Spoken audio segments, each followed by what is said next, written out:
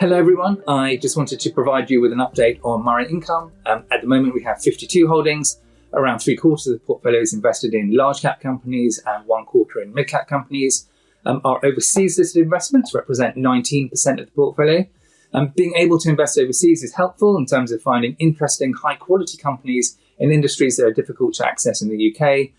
Examples of this in the portfolio would be L'Oreal for cosmetics, Novo Nordisk for diabetes and obesity care, LVMH for luxury goods, and Microsoft for technology. Turnover is generally low, so there haven't been any large shifts in positioning over the last few months. So we're still very much focused on maintaining a thoughtfully diversified portfolio, that's both from an income and capital perspective, of good quality companies with robust balance sheets and strong competitive positions that are able to grow their earnings and dividends over the long term. For example, at the moment, our top 3 holdings are RELX, AstraZeneca, and Unilever.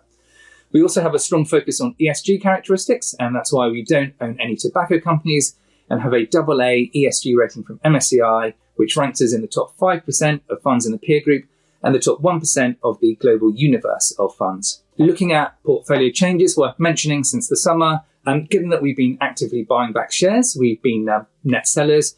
We've sold 3 relatively small holdings. Firstly, Drax, where we thought the quality characteristics of the business had deteriorated, and in particular the high level of funding uncertainty after the company's current subsidies end. We also sold the holding in Croda. The company had a couple of profit warnings, and given that the operating leverage was higher than expected, it was losing market share, and the valuation looked full, we decided to sell the holding. And then finally, we sold the small holding in Marshalls, where our concern around the balance sheet had increased. We added 1 new holding during the period, which was Rotork, a mid-cap company and a leading manufacturer of actuators. Rotork has a leading part to play in the energy transition, helping to remove methane emissions and enabling the growth of hydrogen. The company has attractive quality characteristics, such as a high return on capital, a strong balance sheet, high barriers to entry, and attractive margins. So in terms of performance over the last few months, both the share price and NAV per share performed broadly in line with the market.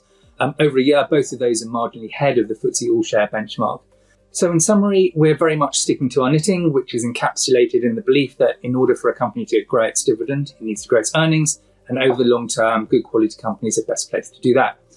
So for us, we're focused on maintaining a diversified portfolio of high quality companies that can do well over the long term. Thank you very much for your time.